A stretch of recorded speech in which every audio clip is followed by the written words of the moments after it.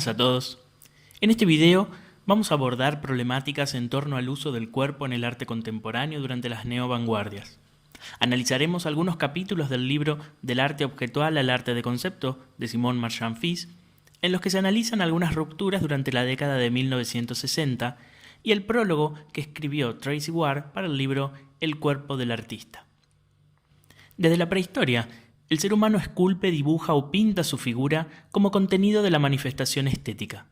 Pero en un análisis más profundo, podemos ver que el cuerpo también se ha utilizado como soporte, herramienta o parte de la producción. Durante el siglo XX, la filosofía, la antropología, la psicología y la ciencia han erosionado la idea de un yo físico y mental entendida como una forma estable y finita. En el campo del arte, esto se problematiza de la misma manera. Diversos artistas utilizaron su cuerpo como material para sus trabajos, dando cuenta de un cuerpo inestable y de una identidad construida culturalmente. La incorporación de la noción de inconsciente elaborada por Freud influye en la manera de entender la relación entre la mente, el cuerpo y el comportamiento. Estos elementos se observan en el abordaje de los dadaístas y los surrealistas. Paralelamente, hacia fines del siglo XIX y principios del siglo XX, existe un renovado interés por lo que, desde la mirada eurocentrista, se denominaba arte primitivo y que hoy se analiza como multiculturalismo. José Jiménez asegura que al comprender las manifestaciones artísticas como formas de vida y de pensamiento humano, caracterizadas por su complejidad, independientemente de la estructura económica o instituciones políticas, se hace evidente que lo que llamamos arte es una forma específica de institucionalizar las manifestaciones estéticas, el establecimiento de una convención cultural. El dinamismo, la diversidad y el cambio caracterizan, en los distintos contextos de las culturas humanas, los productos y manifestaciones estéticas tradicionales. Su pervivencia en el tiempo tiene relación con su capacidad de adaptación a situaciones y funciones nuevas. Cuando analizamos estas manifestaciones en las diversas culturas, podemos percibir que el arte tiene su origen en el ritual. Todos los grupos humanos producen formas, articulaciones sensibles y conceptuales que trascienden el plano inmediato de la experiencia y que tienen, como soporte, todo tipo de materiales, incluyendo la palabra y el sonido. Las ceremonias y fiestas, no necesariamente religiosas o sagradas, marcan situaciones o etapas decisivas de la vida de los individuos y los grupos humanos. El ritual es el marco en el que cobran sentido las manifestaciones y objetos que se consideraban arte primitivo: el cuerpo, la pintura, las máscaras, el ornamento, los objetos lúdicos, los postes totémicos o las estatuas. En muchas culturas la ensoñación, la locura, la alucinación y experiencias cercanas a la muerte eran consideradas formas de conocimiento a través del cuerpo. Algunos ritos eran entendidos como medios que servían al cuerpo para acceder a otro plano de realidad. El desarrollo de la antropología es importante en el interés occidental por estos elementos culturales no occidentales. De manera simultánea, la muerte y la destrucción de la Primera Guerra Mundial generó fuertes debates en torno a la existencia corporal. Después de la Segunda Guerra Mundial, el abordaje del cuerpo sería completamente distinto. Este replanteo del cuerpo en Occidente da lugar a devolver ese aspecto ceremonial o festivo a la experiencia estética a través de acciones. Esas modalidades implican un espacio de cruce estético, vinculando la cuestión del cuerpo, la presencia y la participación. Simon Marchand-Fils establece cierta continuidad durante el siglo XX en algunas prácticas en función de la vinculación entre el arte y la realidad. Podríamos pensar un primer escalón de uso del collage como encuentro de elementos de realidades diferentes conviviendo en una misma superficie ajena a ambos, para luego pasar al ensamblaje, incorporando la tridimensión, más adelante extenderse a la ambientación, ampliando el esquema al espacio, y terminar con el happening, incorporando la acción. Entre los precedentes históricos tenemos que mencionar, en primer lugar, al dadaísmo y su anulación de distancias entre lo estético y lo real a principios del siglo XX. En segunda instancia, la utilización del azar y de sonidos no artísticos en el trabajo musical de John Cage, de quien hablaremos luego. Por último, debemos destacar la denominada Action Painting, por la que se inclinó Jackson Pollock a partir de 1948. La colocación horizontal del lienzo en el estudio cambió la relación del cuerpo con la pintura. No solo el movimiento del cuerpo alrededor del lienzo pasa a formar parte de la obra, sino que a Pollock le importaba más la acción pictórica que el producto terminado, por lo que el acto de la acción pasaba cada vez más a primer plano. Un caso relevante es el del grupo Gutai, fundado en Japón durante la segunda posguerra. Fue un movimiento radical que, con sus irónicas y en ocasiones violentas acciones, fueron el reflejo de la frustración y de la crispación del momento que se vivía en su país. En 1955 se sumó al grupo el artista Kazuo Shiraga, que venía generando una investigación sobre la acción, la expresión y el movimiento. Un vínculo que le hace entender su pintura como una práctica performática.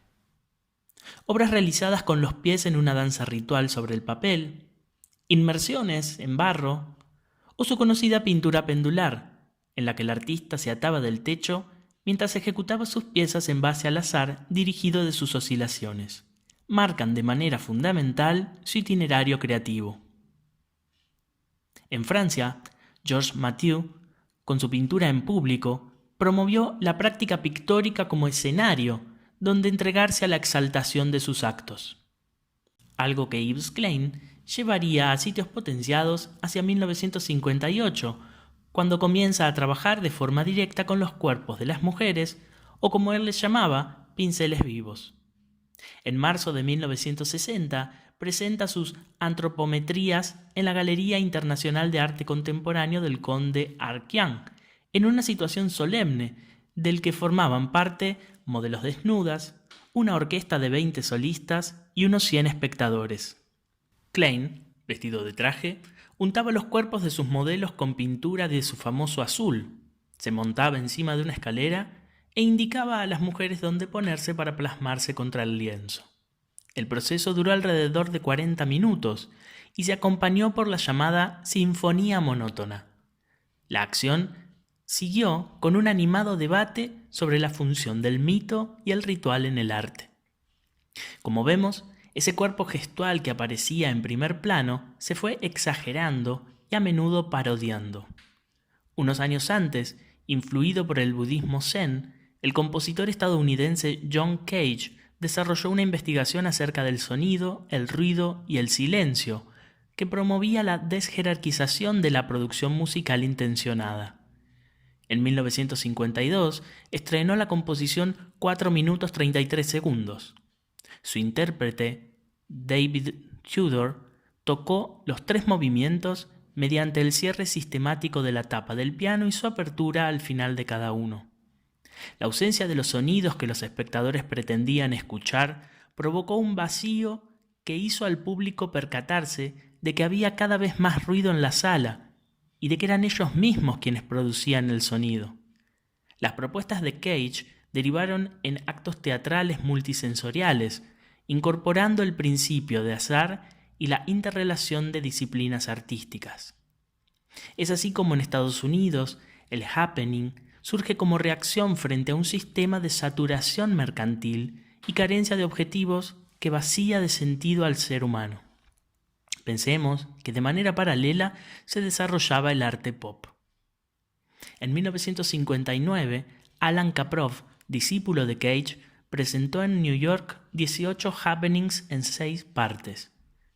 Se trataba de una combinación de diversos dominios del arte, construcciones de paredes, esculturas de ruedas, música concreta, monólogo, proyección de diapositivas, movimientos de danza y una pintura realizada durante la presentación.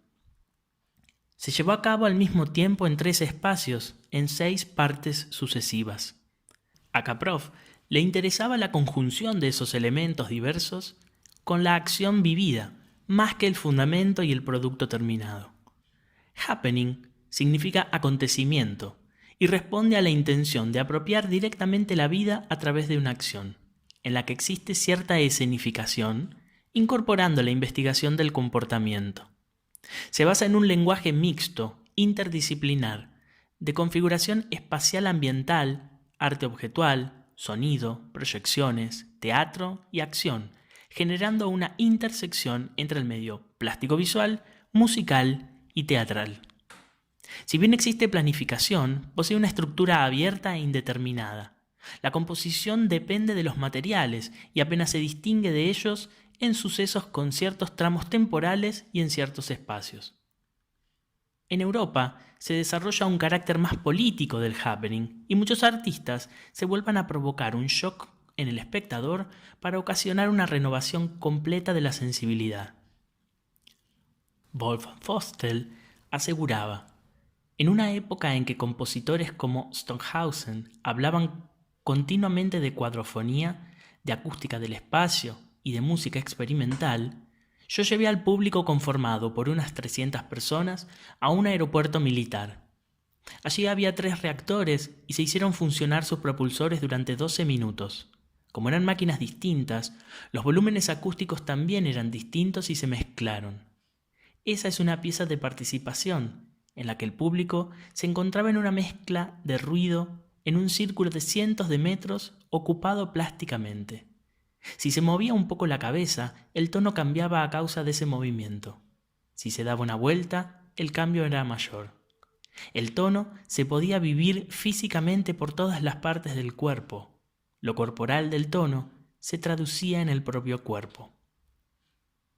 Generalmente el happening no se ha centrado tanto en la presentación explícita de contenidos, sino en la exploración de mecanismos de comportamiento. Persiste una pretensión de ampliar la percepción del espectador y superar su pasividad, haciéndolo comprender que la obra de arte lo necesita para su realización, lo que lo convierte en parte de la obra y a través de esta tomar conciencia. Existe un momento para la irritación, la provocación y la sorpresa, para luego dar lugar a un momento de distanciamiento que provoca la reflexión. Otra de las tendencias europeas es la que se vincula al happening ritual. Un ejemplo es el accionismo vienés. Dentro de este grupo se puede destacar la figura de Hermann Nietzsche, que se volcó a formas rituales de acción para poner en evidencia el carácter anárquico de la vida y liberar de la agresividad los impulsos inconscientes reprimidos, evidenciando una fuerte vinculación con el psicoanálisis. Realizaba acciones públicas remitiendo a sacrificios humanos, representaciones de crucifixiones de cuerpos reales o el descuartizamiento de animales. En la mayor parte de los casos se aborda el instinto de la destrucción propia del hombre que se había manifestado en guerras, masacres y atrocidades. El ritual fortalece la idea de desestetización y refuerza el lazo antropológico. Se busca desenmascarar la virtualidad a partir de la presencia real y la violencia encarnada, trasladando a diferentes medios artísticos la idea de sacrificio y de purificación ante la muerte de millones de personas. Un caso distinto es el de Fluxus, herederos de la pedagogía de John Cage.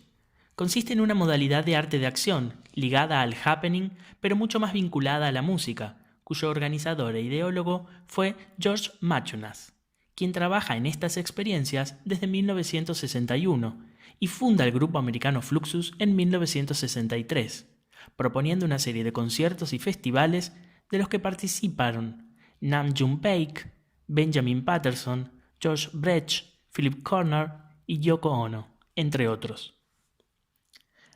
Arthur Danto sostiene que Fluxus desterró de la concepción existente del arte casi todo aquello en lo que supuestamente se basaba dicha distinción: exclusividad, individualidad, ambición, trascendencia, rareza, inspiración, habilidad, complejidad, profundidad, grandeza, valor institucional y mercantil. Dejó de ser necesaria la existencia de un objeto material, y si acaso existía, no era necesario que éste haya sido realizado por un artista.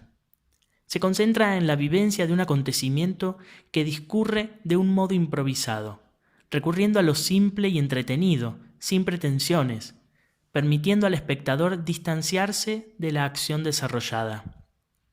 Fluxus es una forma de anti-arte, niega la distinción entre la vida y el arte, entre el artista, como una práctica profesional, y el espectador.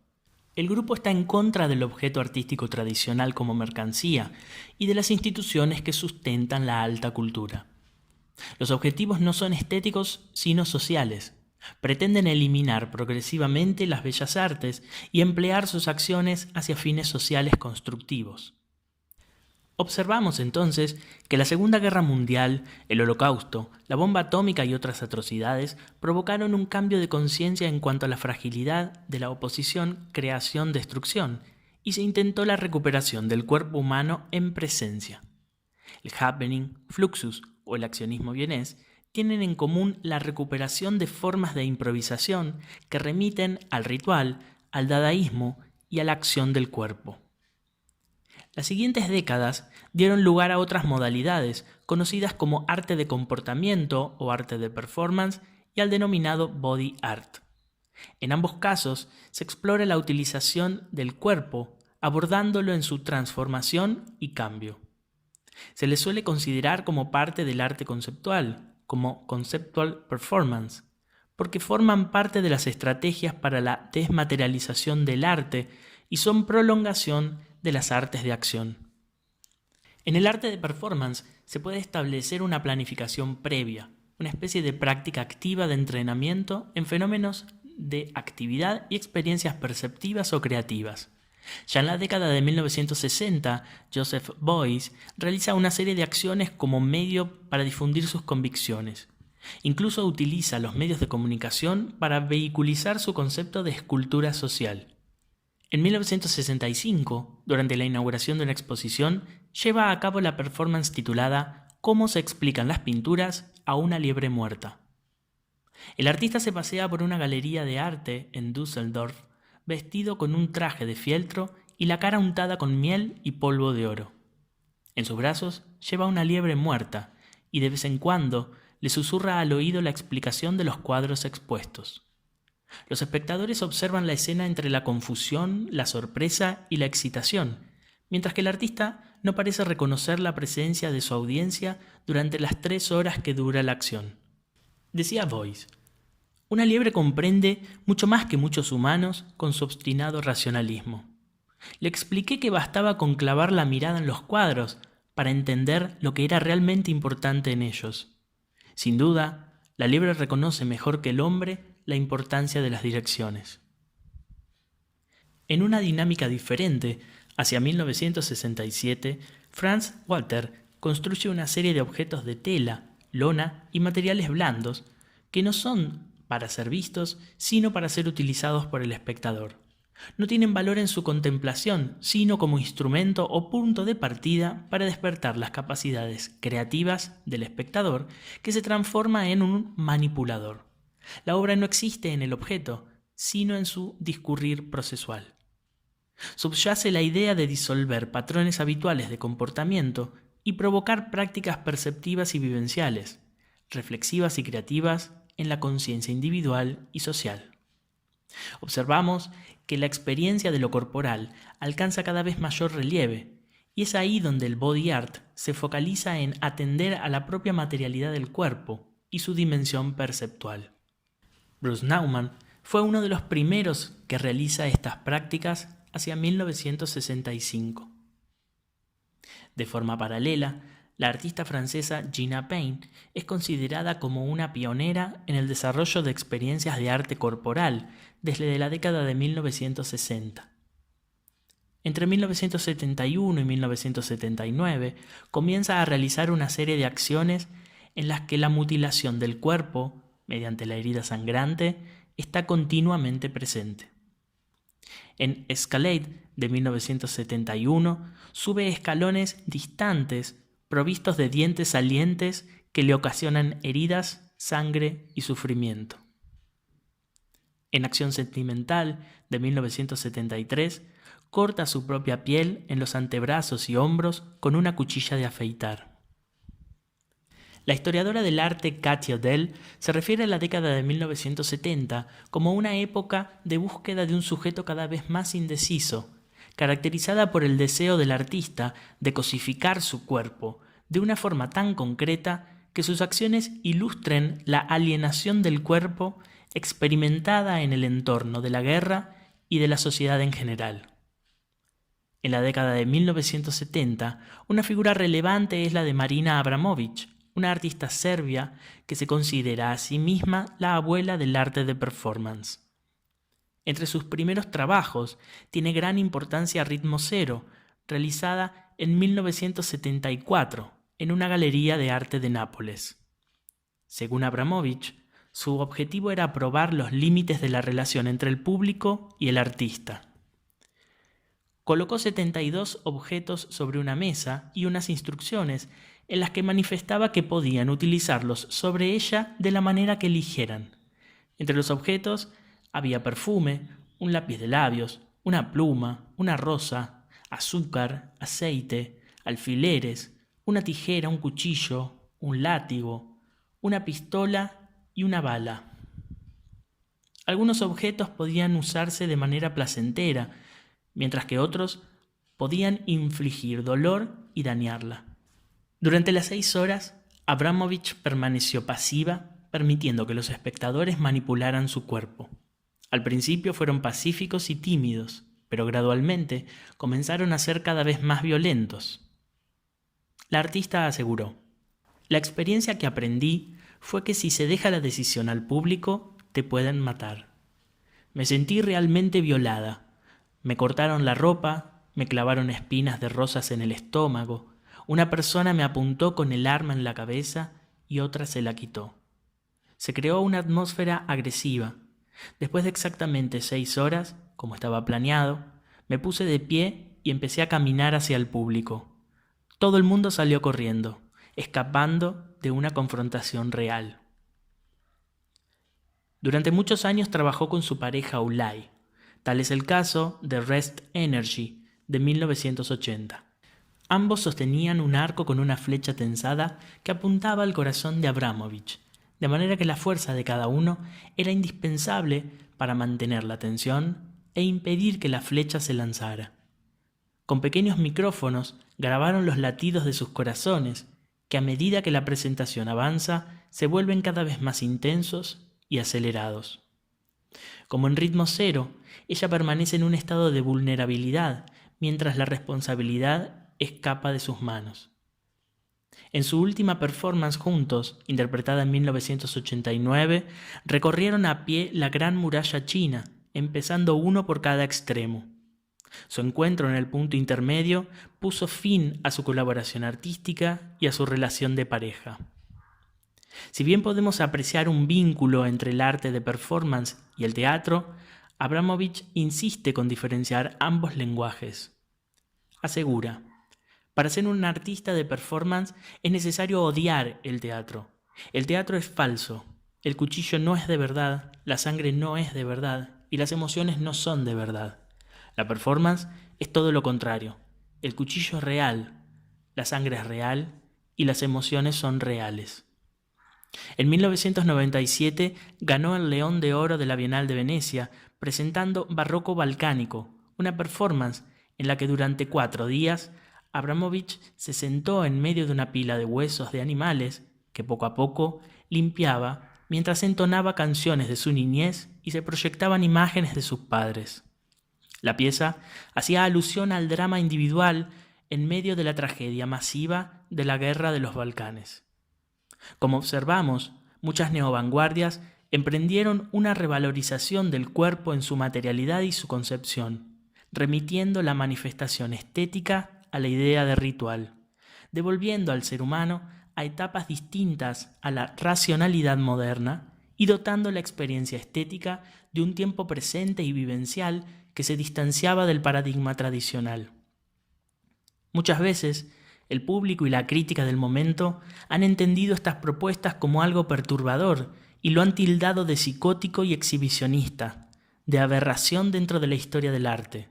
Sin embargo, podemos observar sus influencias en la actualidad.